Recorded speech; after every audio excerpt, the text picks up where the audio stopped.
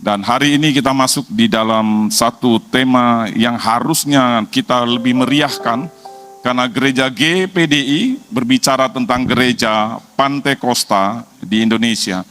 Tetapi sebelum saya masuk dalam presentasi atau PowerPoint slide dalam khotbah yang akan saya sampaikan pada hari ini, boleh diputar video singkat untuk kita melihat sebuah visualisasi dari video ini. Silakan LCD operator. Si Tuhan.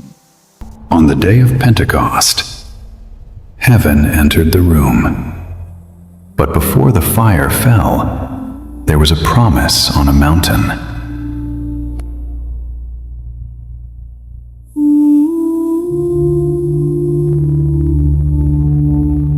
Do not depart from Jerusalem, but wait for the promise of the Father. You shall receive power when the Holy Spirit has come upon you, and you shall be my witnesses in Jerusalem and in all Judea and Samaria and unto the ends of the earth, and unto the ends of the earth.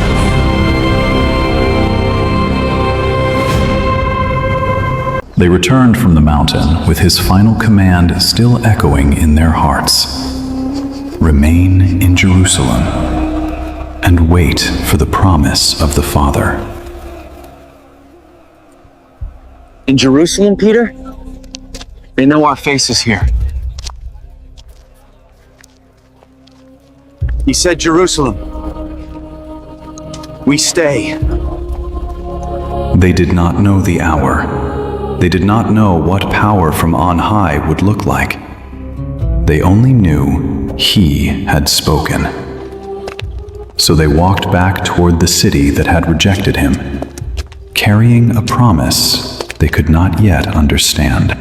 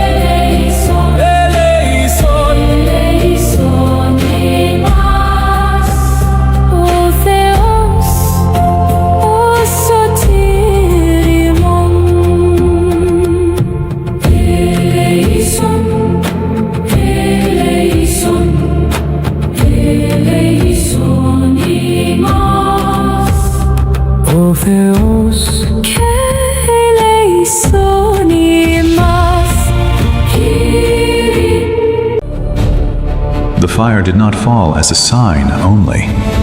It entered them as power. And from their mouths came words they had never learned, because the promise was no longer above them. The promise was within them. Let it be known assuredly that The God man has who made once him both trembled Lord in the and courtyard Christ, this now Jesus whom rose you in the upper crucified. room. Now repent Not and by be his saved. strength, not by his courage, but by the Spirit who had filled him.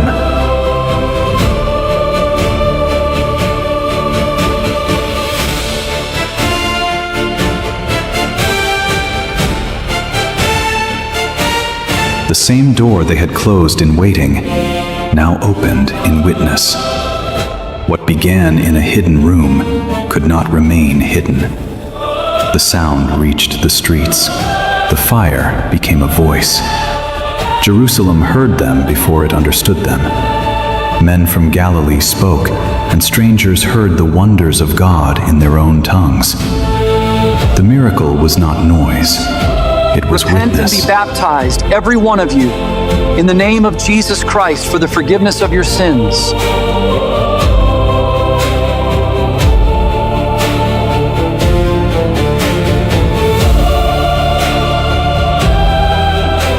They returned from the mountain with a promise.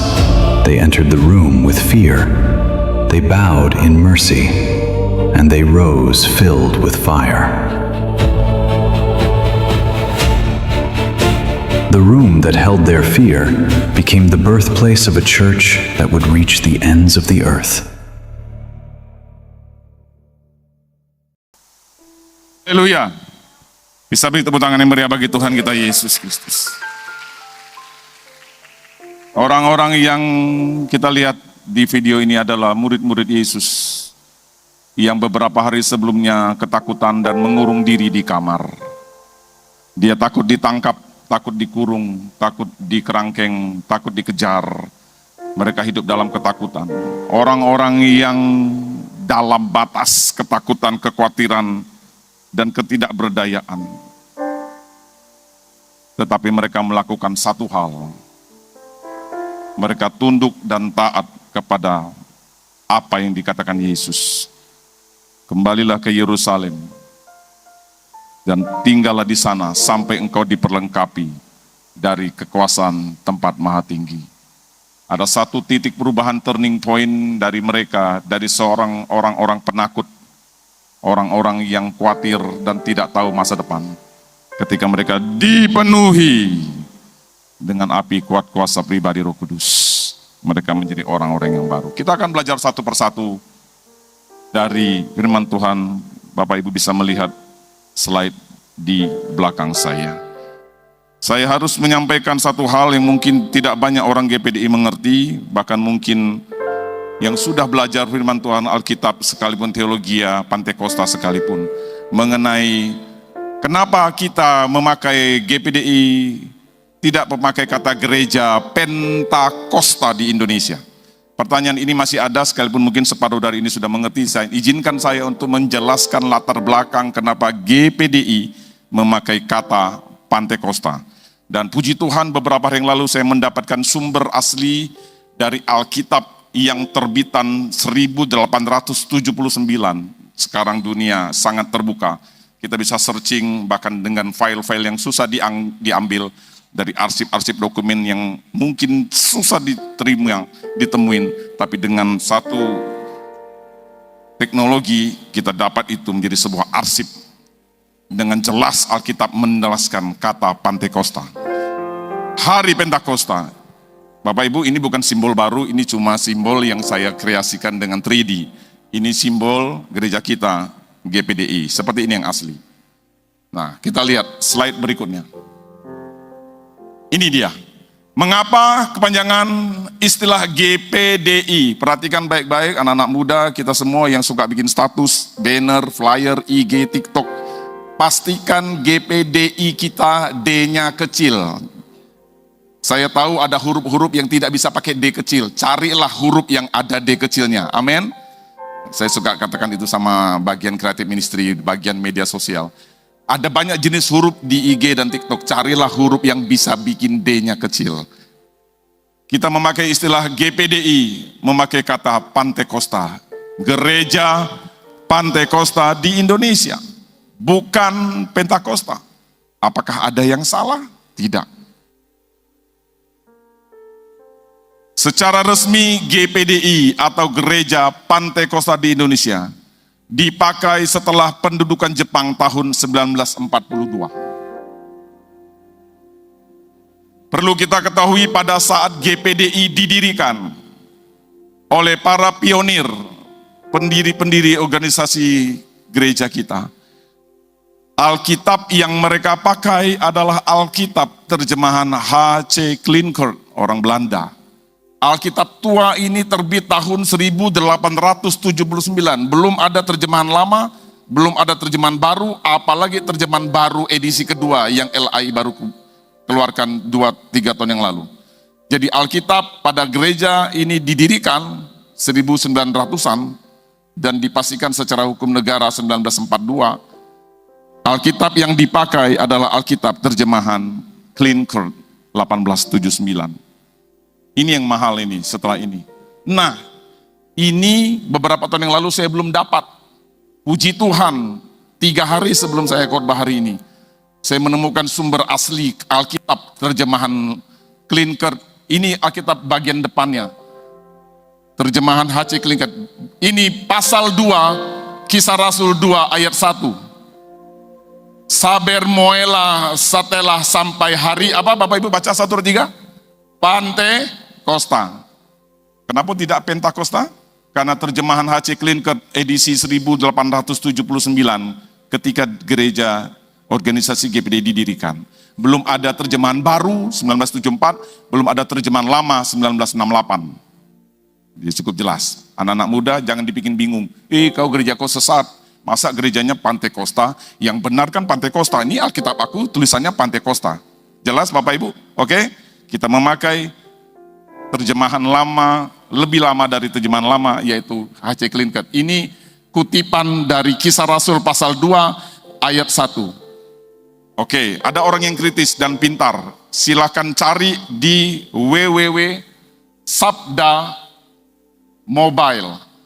Kita cari terjemahan Klinker 1879. Ini saya ambil dari Alkitab digital H.C. Klinker edisi 1879, Alkitab Mobile Sabda. Bapak Ibu bisa cari, yang suka komputer cari. Dapatlah terjemahan Klinker. Di situ tertulis dengan jelas bahasanya adalah Pantekosta. Ini sebagai pembuka saja untuk kita memahami ke depan ketika ketemu orang di luar GPDI, mencoba untuk menggoyahkan, bukan iman sih, menggoyahkan sesuatu yang kayaknya sepele. Kita menjadi sebuah dasar yang jelas. Maaf ya, gerejamu berdiri agak baru. Gereja kami berdiri 1901. Alkitabnya saja masih Alkitab terjemahan 1879. Gereja-gereja karismatik sekarang, Betel dan semua berdiri di atas 70-an, 80-an dan memakai terjemahan baru Pantekosta. Dalam Alkitab Klinker tertulis begini, Saber moela ayat Kisah 2 ayat 1. Saber moela setelah sampai hari Pantekosta adalah mereka itui sekalian berhimpun dengan sehati. Ini memang bahasa terjemahan lama. Dan terjemahan lama itu juga masih dipakai pada saat pendirian gereja kita. Jadi soal nama Pantekosta atau Pentakosta, mari kita sama-sama baca 1, 3. Bukan masalah dan tidak perlu dipertentangkan. Tapi zaman media sosial, masalah kecil bisa jadi masalah. Dan kita yang tidak mengerti sejarah GPDI, kita langsung bilang gini, oh iya ya, jangan-jangan aku salah masuk gereja nih. Masa dari nama aja udah sesat. Nah, kan? Karena banyak orang jahat di sana yang pingin menggoyangkan pendirian kita. Tidak perlu dipertentangkan. Ibarat sama halnya dengan nama Musa atau Moses, Daud atau David. Daud bahasa Indonesia, ini bahasa Inggris. Filipus atau Pilipus, haleluya atau haleluya. Alkitab bahasa Inggris amin, Alkitab bahasa Indonesia amin. Bahkan Yesus dalam bahasa Inggris Jesus. Saya rasa ini cukup jelas dan kita masuk dalam poin kita hari ini. Mari kita bangkit berdiri. Kita akan membaca firman Tuhan dalam rangkaian hari Pentakosta. Jadi kalau saya sebut mau hari Pentakosta, mau hari Pantekosta, jangan pusing. Nanti ada lagu, api Pantekosta. Om ganti om, harusnya api Pentakosta. Udah nggak usah ribet, nggak usah dibikin ribet. Pantekosta, Pentakosta, sama. 1, 2, 3, sama. Haleluya. 1, 2, 3, hari Pentakosta. Mari kita pelajari dalam Kisah Para Rasul pasal 1 dan juga pasal 2, tapi tidak semua. Kita akan melihat dari poin pertama, Pantekosta dimulai dengan penantian yang taat. Mari kita baca. Kisah Rasul 1 ayat yang ke-4 dan ke-5. Dengan suara yang lantang, apalagi yang baru hadir 10 malam berturut-turut. apimu harus semakin menyala-nyala. Haleluya. Haleluya. 1, 2, 3.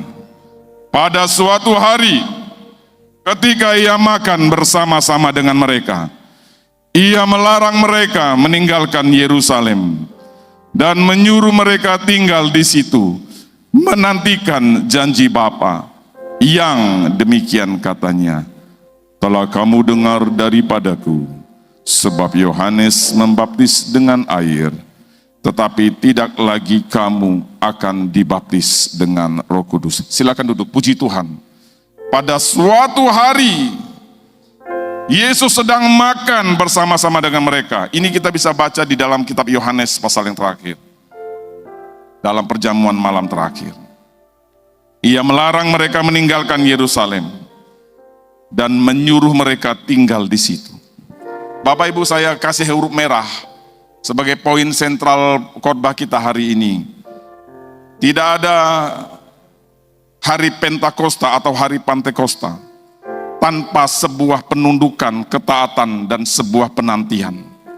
Kata menanti itu tidak gampang, karena semua orang berlomba-lomba untuk instan. Dunia menyuruh kita untuk cepat-cepat melakukan banyak hal dengan cepat. Mau kopi instan, mau indomie instan, mau bikin bubur ayam, bubur instan. Mau sukses instan. Mau berhasil instan. Mau kuliahnya instan. Semua makanan minuman yang tidak instan tidak laku. Kalaupun laku yang tidak instan, kita seperti menunggu di Nusa. Sehingga di Nusa Indah disebut dengan bakmi. Kalau bakmi menunggunya hanya 1 menit, pembelinya malah ngomong gini, kok tumben kami nunggunya cuma 10 menit, biasanya kami tunggu 1 jam. Ada sebuah penantian untuk makan saja, orang sabar. Bahkan menunggu mie itu, setelah nunggu, kita makan lebih cepat dari nunggunya. Bayar. Sudah nunggu, kita makan dengan cepat, bayar.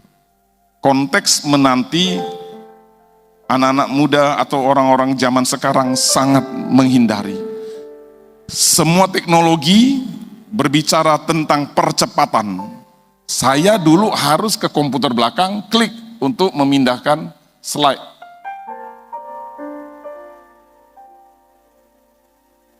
Tapi sekarang cukup dengan ini. Dulu kita harus manjat untuk cetek on off AC. Tapi sekarang cukup dengan ini. Dulu untuk mengirim surat cinta kepada istri kita harus tulis, taruh di pos, nyampainya 1 minggu, balasnya 1 minggu lagi, baru kita baca. Lama. Dipercepat dengan WA, dipercepat dengan HP. Waktu saya kuliah tahun 93, mau minta uang dengan papa di Pontianak, saya kuliah di Satya Wacana Salatiga, Fakultas Teknik jurusan Elektro. Dan kebetulan kakak angkatan saya adalah Kepala Sekolah Alkitab BJ Batu Malang, Pendeta Daniel Raharjo, rupanya dulu pernah kuliah di Elektro.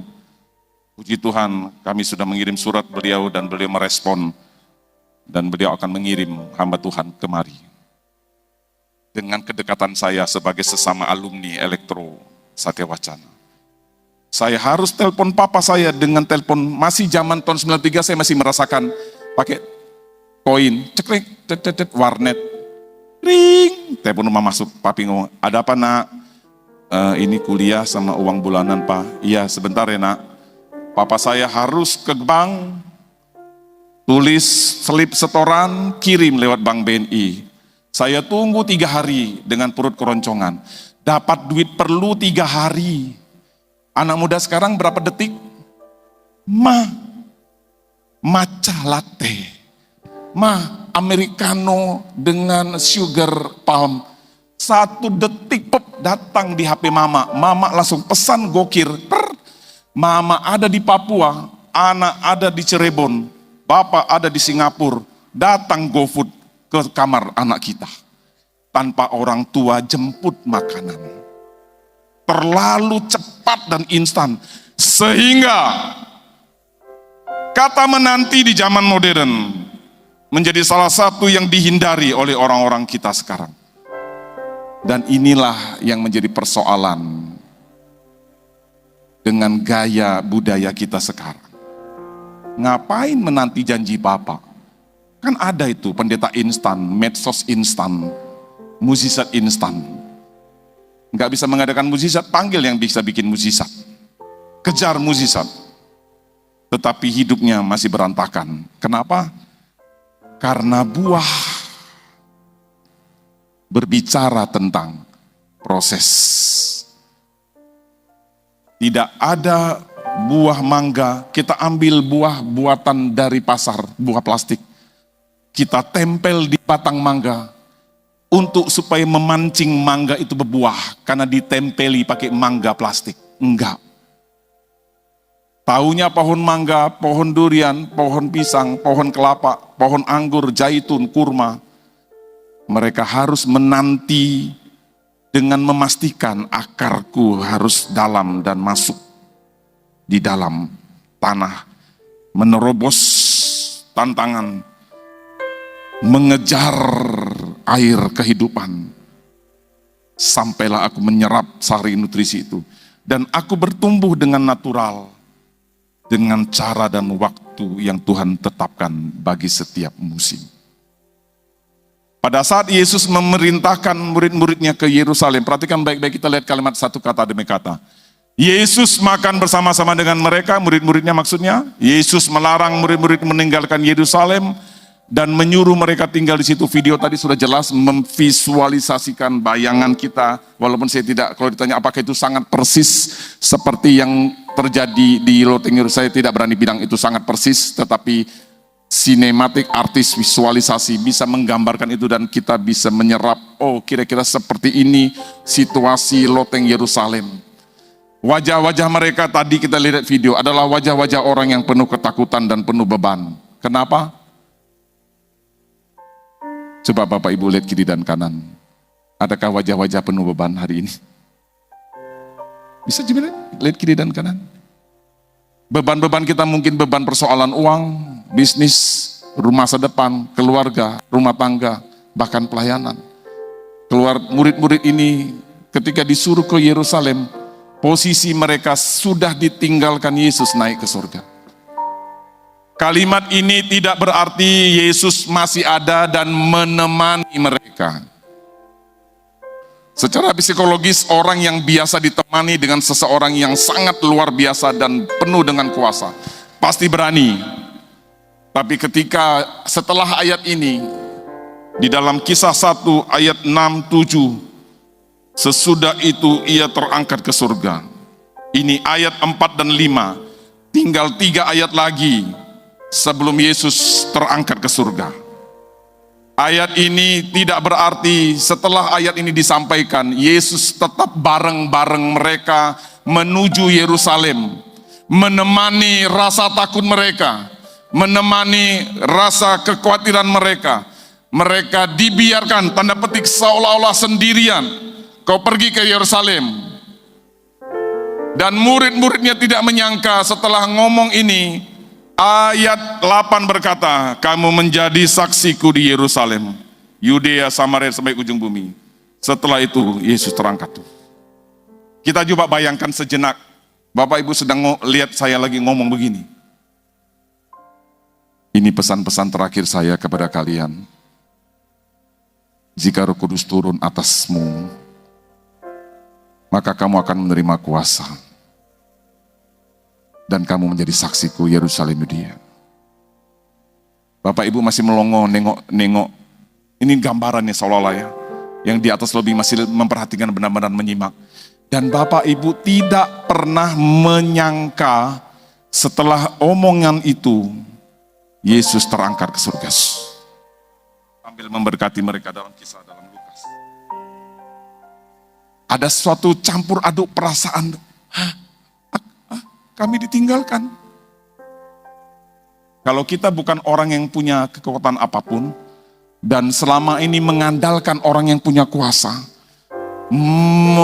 yang membelah laut meneduhkan badai, memberi makan 5.000 orang laki-laki, membangkitkan orang mati. Hai Lazarus, bangkit. Itu baru terjadi beberapa hari yang lalu. Itu bayangan mukjizat Yesus itu. Mereka seperti sebuah pasukan yang mendapatkan sebuah komandan yang sangat luar biasa.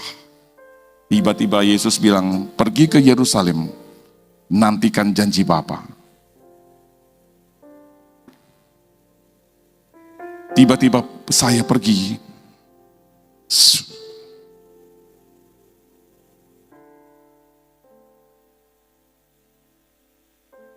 Bingung kan? Bapak Ibu, anak-anak muda jauh bingung. Nih jangan-jangan Om Joni ke belakang nih masih makan bubur ayam lagi. Saya baru pergi sebentar 1-2 detik. Bapak Ibu dah. Ini Yesus pergi secara fisik. Seterusnya. Orang yang biasa tergantung dengan orang lain akan merasa seperti layang-layang putus. Pengikut yang biasa mengandalkan pemimpin yang penuh dengan kekuasaan atas alam semesta, kesembuhan ilahi dan semua yang perisa akan merasa layang-layang putus. Dan yang muncul adalah ketakutan.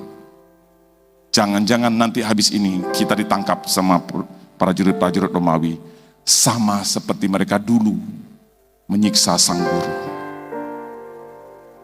Hari ini kita lihat situasi seperti ini menjadi bahan permenungan kita bersama-sama. Kamu dengar daripadaku, kata Yesus. Yohanes Pembaptis itu membaptis dengan air. Tetapi tidak lama lagi kamu akan dibaptis dengan Roh Kudus. Mari kita baca sama-sama tulisan yang biru, 1, 2, 3. Bayangkan 120 orang ini baru saja secara manusia ya, kehilangan guru mereka. Mereka bisa saja bubar, kembali jadi nelayan, kembali ke hidup yang lama. Tapi mereka memilih berkumpul, berdoa, sehati sejiwa, selama 10 hari. Ini cek. Kami berkumpul, Tuhan, di hadapan-Mu. Lagu ini sepertinya terinspirasi dari ini.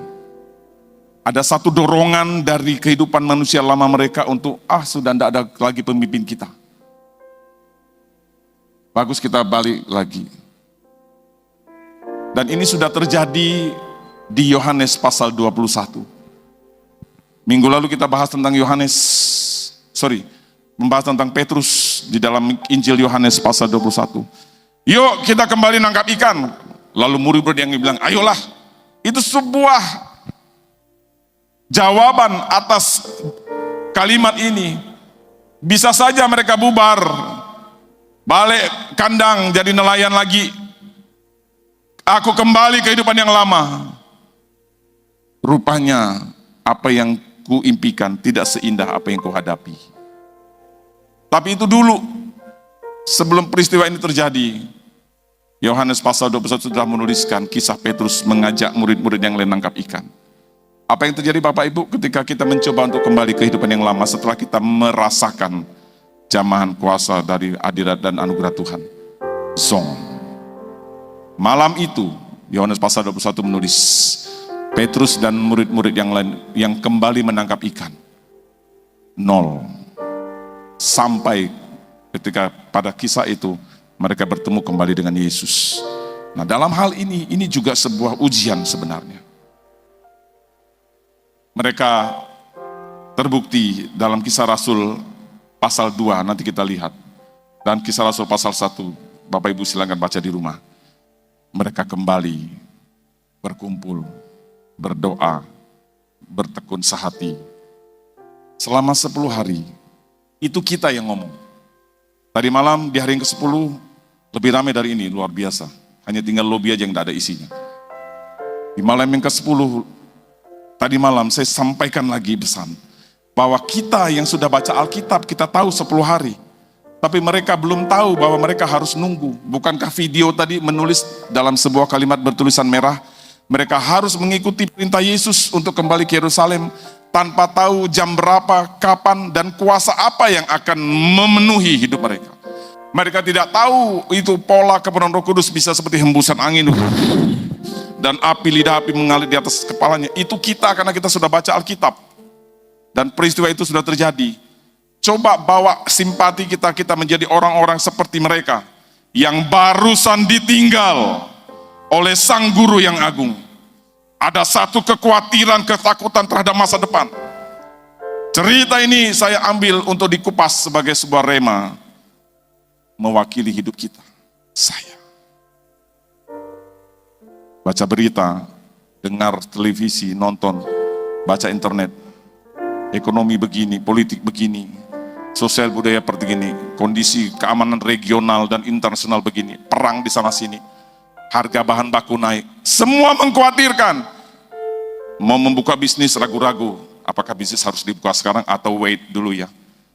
Atau justru peluang. Dalam konstelasi bahasa Chinese Mandarin, Chung Kuoren, kata krisis itu dipakai 2 atau 3 pola huruf kecil. Dan itu bisa menjadi sebuah filosofi. Di tengah krisis, ada sesuatu persoalan, tetapi ada huruf yang lain, peluang. Zaman COVID, orang bilang krisis, betul.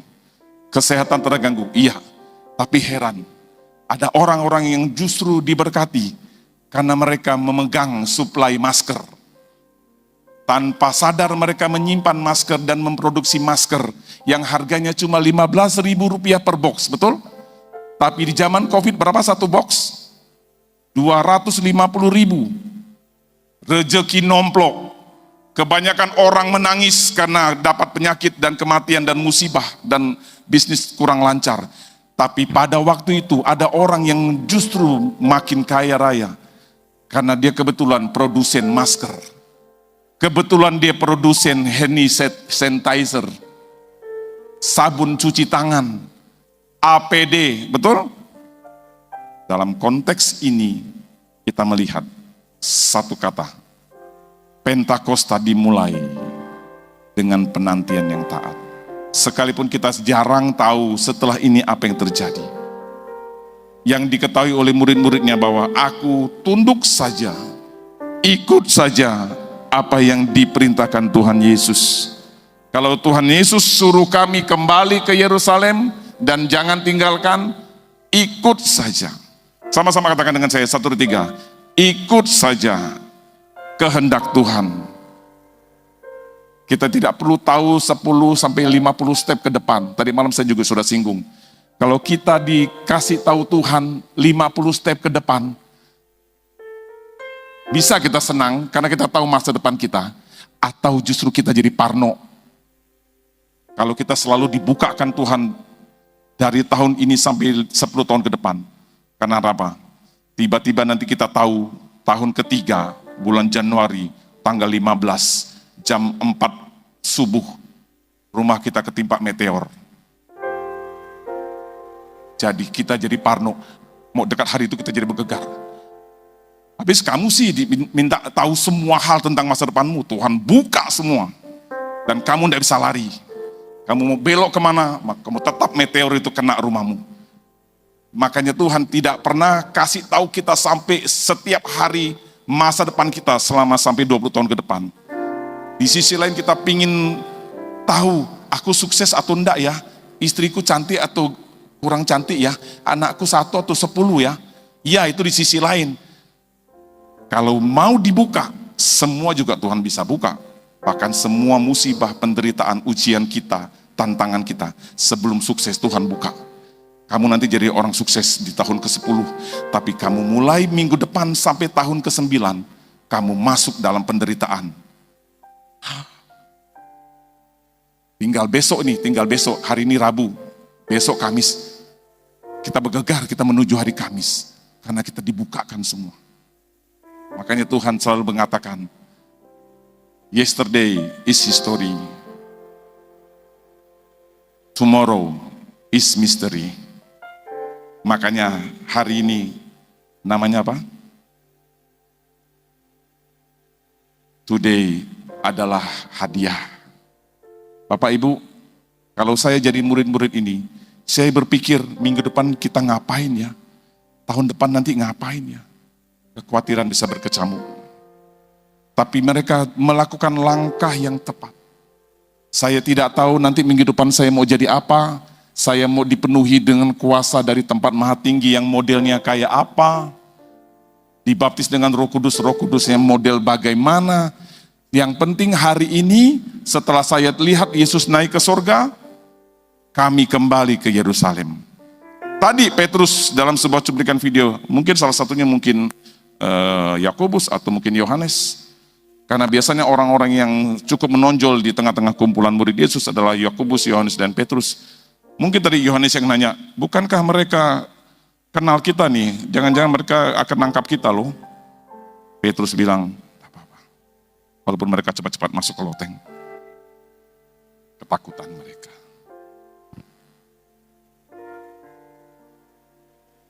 Yang kedua, Pentakosta membawa kuasa menembus batas. Kita baca sama-sama Kisah pasal 2 ayat 4. Sama-sama kita baca 2, 3. Maka penuhlah mereka dengan Roh Kudus. Lalu mereka mulai berkata-kata dalam bahasa-bahasa lain. Seperti yang diberikan oleh Roh itu kepada mereka untuk mengatakannya. Pentakosta berarti membawa kita dipenuhi dengan kuasa yang menembus batas. Dulu orang-orang Galilea ini hanya bisa bahasa kampung Galilea. Tidak mengerti bahasa Aram, Media, Partia, Kirene, Libya, Arab, dan sebagainya. Bukankah ayat ini terkenal dengan lanjutan ayat berikutnya adalah bagaimana mereka bisa berkata-kata dari orang Parsia, Media, Elam ke Mesopotamia, Yudea, Kapadokia, Pentus dan Asia, Frigia dan Pamfilia, Mesir, Libya, bahkan dari Roma, penganut Yahudi maupun Kreta dan orang Arab. Alhamdulillah. Mereka ngomong bahasa Arab dalam salah satu xenoglosolalianya. Habibi, syukron, syukron. Bukan berarti dia mengomong, tapi mereka memakai bahasa Arab untuk memuliakan Bapa di surga. Dalam ayat 11, baik orang Yahudi, baik penganut agama Yahudi, Kisah Rasul pasal 2, baik orang Kreta itu di kepulauan dekat Yunani, mereka ada di sini. Tapi mereka berbahasa-bahasa yang baru. Dan bahasa itu adalah bahasa dalam kategori xenoglossolalia, bahasa-bahasa bumi yang lain yang si penuturnya tidak tahu, tetapi orang tahu karena memakai bahasa-bahasa dari suku etnis bangsa tertentu. Dan mereka ada di situ, termasuk orang Arab. Bahasa Arab ada di peristiwa loteng Yerusalem. Dan pasti bahasa Arab yang memuji Tuhan kita Yesus. Alhamdulillah. Syukron. Jadi jangan juga kita berkata begini, enggak usah pakai bahasa Arab. Loh, orang Kristen di Arab, di Mesir, di Tunisia, di Uni Emirat Arab, memuji Tuhan pakai bahasa Arab. Amin. Masa pakai bahasa Pontianak? Artinya, orang-orang Galilea tadi, yang hanya berkecimpung di area yang kecil, di sekitar Danau Galilea, dipenuhi Roh Kudus, diperlengkapi dengan kuasa, dan akhirnya mereka menjadi saksi sampai ke ujung bumi. Mereka dipenuhi dan berbahasa lidah, berbahasa yang baru. Dan salah satu bahasa yang kita dengar adalah bahasa-bahasa yang bahkan jauh di pulau-pulau di sekitar Mediterania, Yunani, Kreta, Libya, Kapadokia. Kapadokia itu asal kecil sekitar Turki sampai Yunani, dekat Efesus. Pamfilia, Frigia itu dekat dengan sebelah utara, dekat Eropa. Mesir, daerah Mesir sini, Libya, daerah Arab, semenanjung Arab. Parsia itu adalah Persia. Kalau Bapak Ibu baca di dalam ayat 9, kita orang Partia, Media itu Irak sekarang. Mesopotamia, dari kata meso, tengah, potamia, posisi. Mesopotamia itu antara Yaman Arab Saudi, Iran, Irak, dan semua area di sebelah timur dari Israel sekarang. Yang hari ini lagi heboh. Mereka penduduk-penduduk di dekat Selat Hormuz yang terkenal, yang sekarang kita lagi baca. Tapi di situ juga ada kegerakan api Tuhan. Kita jangan seperti Nabi Elia yang merasa kita sendiri di Pontianak atau di Indonesia yang jadi anak Tuhan, yang capek-capek berdoa untuk bangsa dan negara. Tuhan berkata sama Nabi Elia, siapa bilang kamu sendiri Elia? Masih ada 7.000 di tanah Israel yang seperti kamu, yang aku sisakan. Dan mereka juga adalah orang-orang yang takut akan aku. Kisah Rasul berikutnya kita membaca adalah ada ayat 14. Seorang yang sudah saya singgung di beberapa minggu yang lalu. Petrus yang menyangkal Yesus 3 kali. Bahkan dalam Injil ditulis dia sambil mengutuk. Petrus bukan cuma bilang gini ya, saya enggak kenal, sorry ya bro. Dalam Injil silakan baca antara Matius, Markus, Lukas. Petrus sambil mengutuk. Oh itu kasar sekali loh. Sambil menyangkal dan mengutuk. Dia berkata, aku tidak kenal. Itu penyangkalan yang sangat dalam. Karena tulisan di Injil berkata, menyangkal sambil mengutuk. Ini keras sekali ini. Penyangkalan yang paling keras kalau ditambah dengan bumbu kalimat sambil mengutuk. Silakan baca dari 4 Injil itu. Hanya Yohanes yang menulis keluarga dari hamba imam besar yang dipotong telinganya oleh Petrus. Dia berkata, kamu juga pengikut dia kan? Karena saya adalah keluarga dari hamba imam besar yang kamu potong telinganya. Petrus masih bilang berkata, aku tidak kenal engkau. Tiba-tiba ayam berkokok. Kukuru! Kukuru!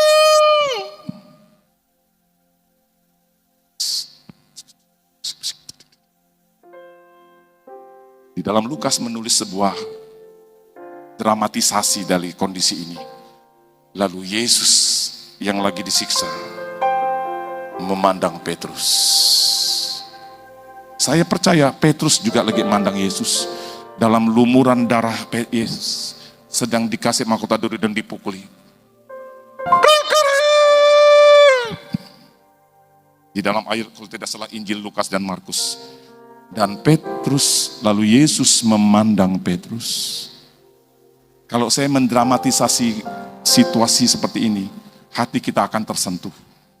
Orang yang disangkal dan dikhianatin, memandang kita dengan kasih dari sorga. Berapa banyak kita menyangkal Yesus, ketika kita dibilang begini, kamu orang Kristen ya? Oh enggak, saya tahu tentang Kristen. Karena takut nanti proyeknya enggak lolos atau pangkatnya enggak naik. Kamu kalau tidak salah agamanya kaya, kalau tidak salah antara Katolik dan Kristen. Benar? Ya, langsung ayo kita ngopi yuk. Langsung dialihkan percakapan kalau udah ngomong tentang agama. Karena mungkin orang ini takut nanti pangkat dan jabatan saya bisa enggak naik.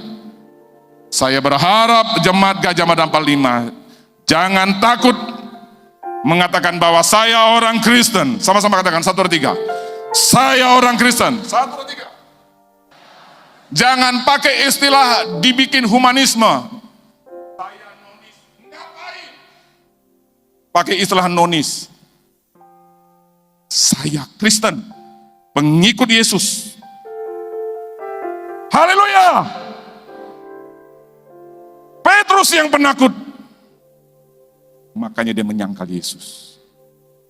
Kita mungkin tidak menyangkal Yesus dengan telak. Tapi dengan kita tidak mengakui saya pengikut Yesus, kita adalah penyangkal. Maaf, saya tidak siapkan ini tadi pagi di rumah. Tapi ini muncul langsung dari ilham Roh Kudus. Jangan pikir kita bukan pernah menjadi Petrus. Oh maaf ya, itu Petrus. Saya sih pengikut Yesus. Oh iya, memang. Tapi Petrus, dia kembali ke Yerusalem, dipenuhi dengan Roh Kudus. Setelah itu, coba lihat Kisah Rasul pasal 2. Siapa yang bangkit? Siapa yang ngomong ini? 1, 2, 3. Maka bangkitlah Petrus. Dia tadi duduk. Karena ayat sebelum ini, orang yang dipenuhi Roh Kudus berbahasa lidah. dinyinyir. Mereka kan mabuk anggur.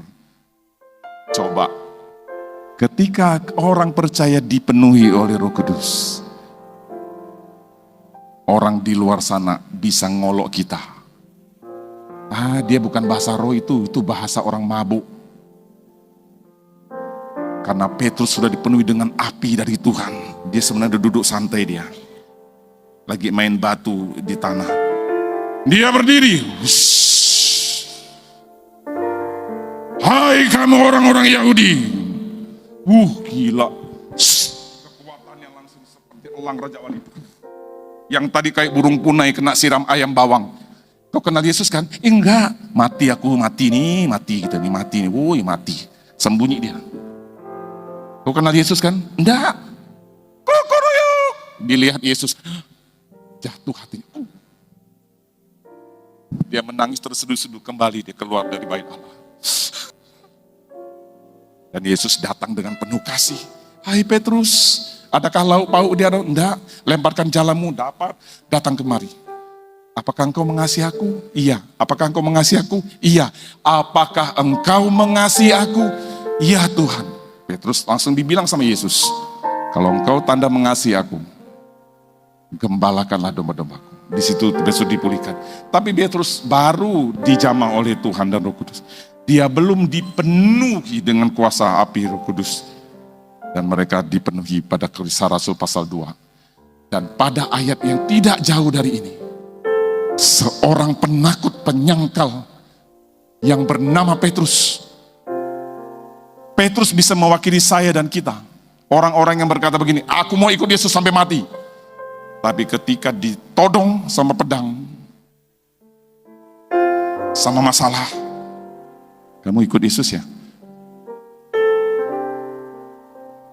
Enggak, saya enggak kenal. Dia mau pergi dia. Dicegah sama orang sini. Hei, kamu kan ikut Yesus? Enggak. Penakut.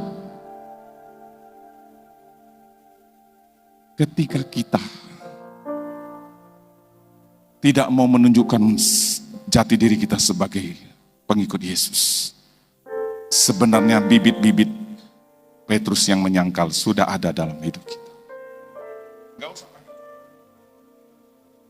Langsung saja, saya orang Kristen. Enggak usah pakai saya nonis. Kita war.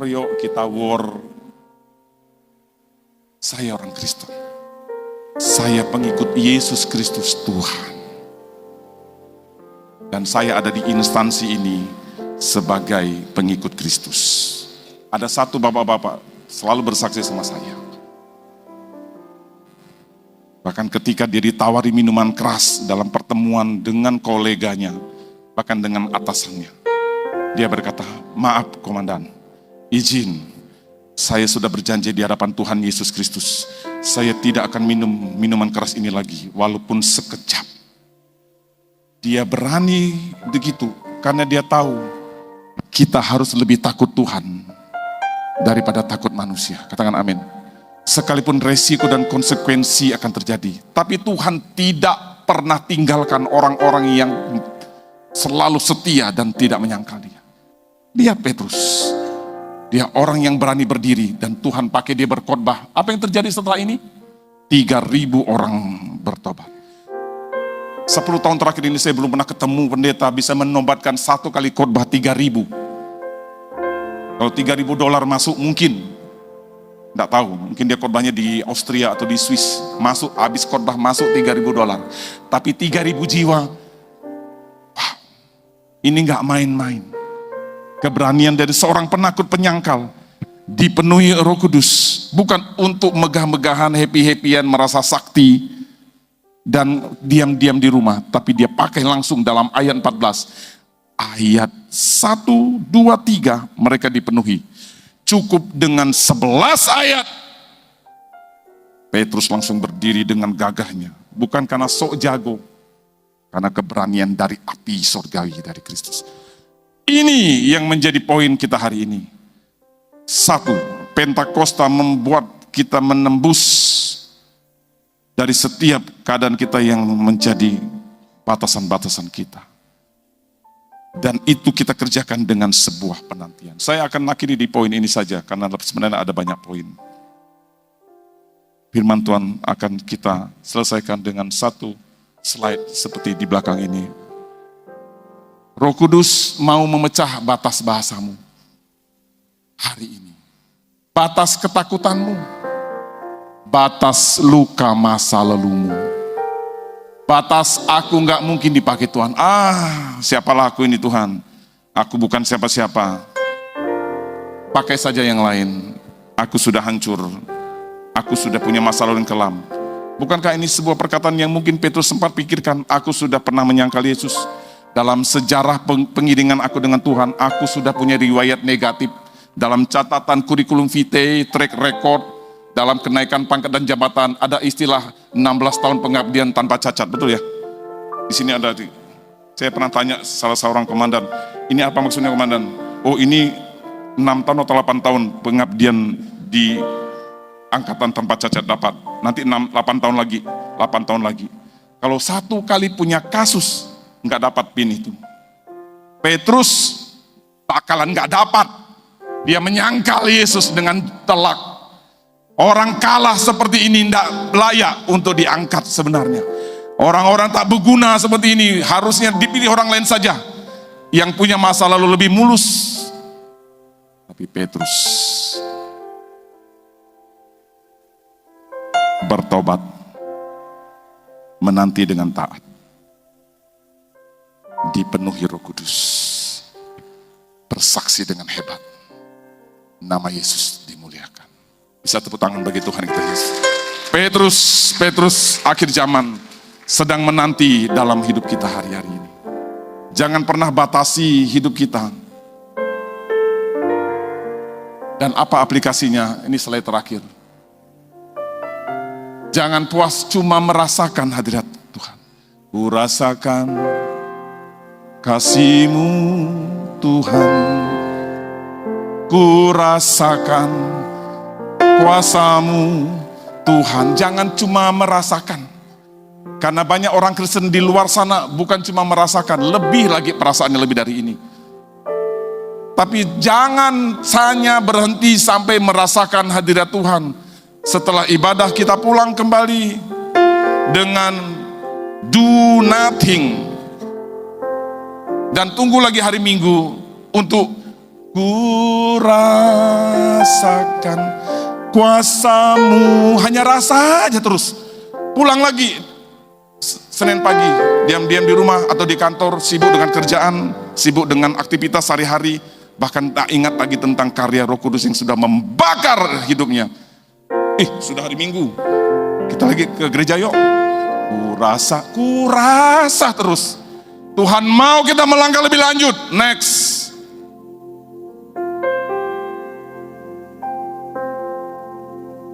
Di next kan boleh? Jadi teladan, jadi saksi Tuhan di rumah, di tetangga kompleks, di kantormu, di kampus, di sekolahan, dimanapun. Roh Kudus turun supaya kita menjadi saksi. Kita mungkin tidak harus kuliah teologi 10 tahun sampai S3, tidak sekolah Alkitab dimanapun di seluruh penjuru bumi ini. Tapi memang kalau itu Tuhan gerakan silakan. Tapi jadilah saksi lewat sikap hidup, kesetiaan kita. Kolose Kisah Rasul 1:8 berkata, kamu menjadi saksi. Dari konteks kata saksi artinya apa? Orang yang sudah melihat dan mengalami. 10 hari 10 malam yang lalu kita sudah mengikuti dari hari pertama. Kita sudah dipuaskan dengan kepenuhan Roh Kudus.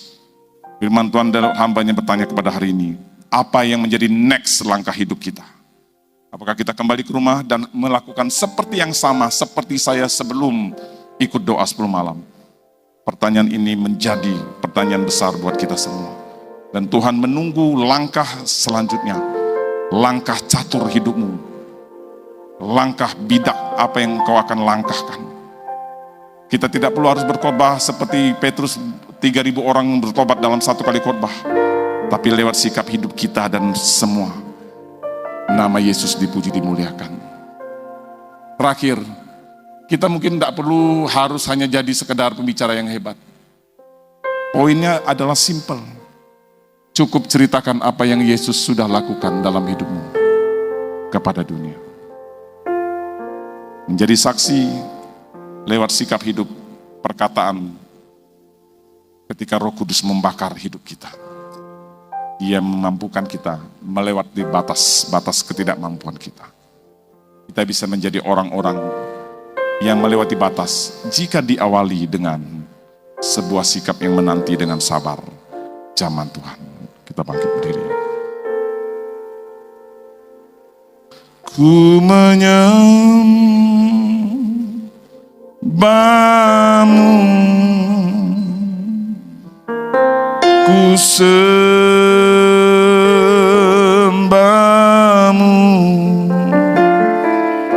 ku menyembahmu,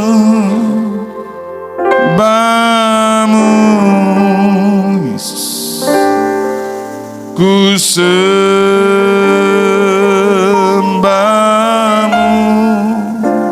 sebab namamu kudus, Yesus. Kudus Tuhan.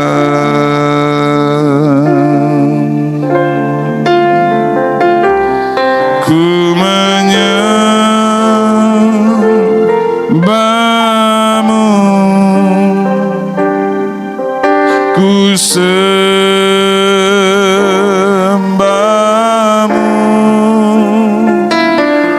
ku menyembahmu, ku sembahmu,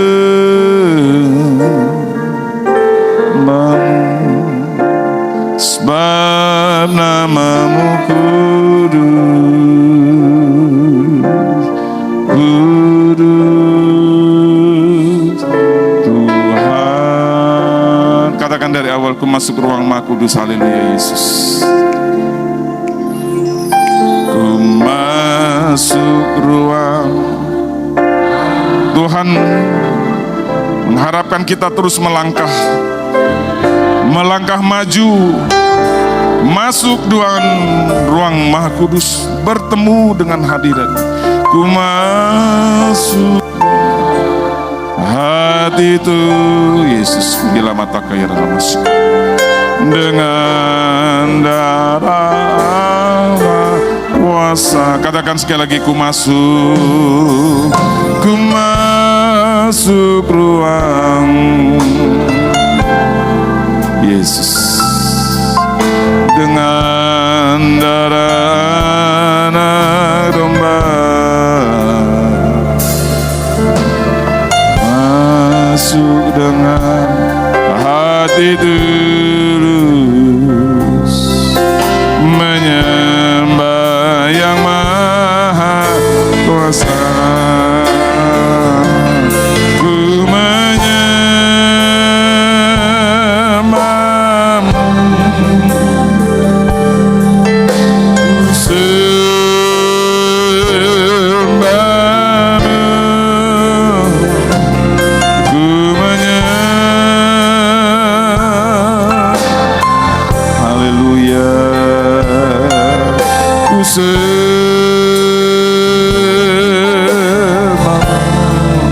Sebab namamu kudus, kudus.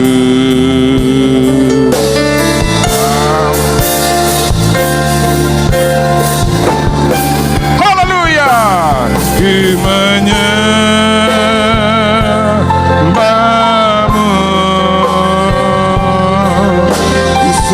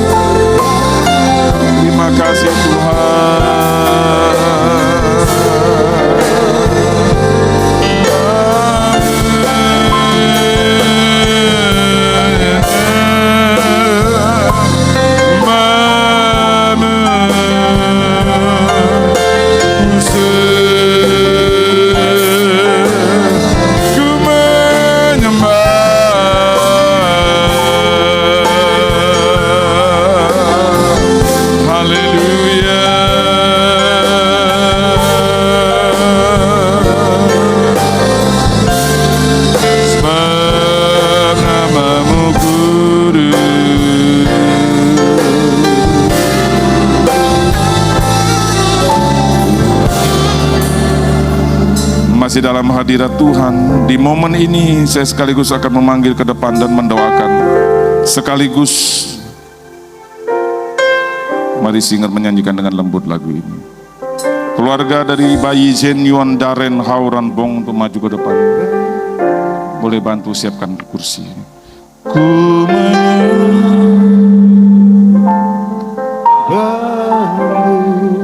kasih, ku Yesus. Anak ini akan diserahkan dalam hadirat Tuhan.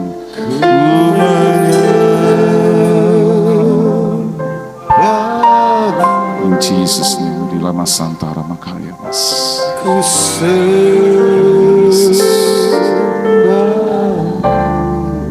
Haleluya, mari umat Tuhan kita angkat kedua tangan kita. Bapa, dalam nama Yesus, di hadirat-Mu ada keluarga yang menyerahkan anak-Mu. Seorang bayi laki-laki bernama Zen Yuan Daren Bong. Kami serahkan anak ini, bayi ini ke dalam tangan Tuhan. Tumbuh besar dalam perlindungan kuat kuasa darah Yesus. Dijamah dan dipenuhi oleh kuasa Roh yang kudus. Penuhi orang tuanya Bapak Budi Bong, dan Ibu Erni Andriani di dalam nama Tuhan Yesus Kristus. Roh hikmat dan pengertian, roh nasihat dan keperkasaan, roh pengenalan takut akan Tuhan. Anak ini dipenuhi dengan kuat kuasa dari tempat maha tinggi sejak mulai dari bayi. Kami serahkan anak ini, Zen Yuan Daren Bong, di dalam nama Bapa dan Putra dan Roh Kudus, yaitu di dalam nama Tuhan Yesus Kristus. Engkau sudah masuk dalam keluarga Allah, mulai dari kecil bayi sampai tua. Engkau ada dalam perlindungan pemeliharaan Tuhan Yesus Kristus. Amin.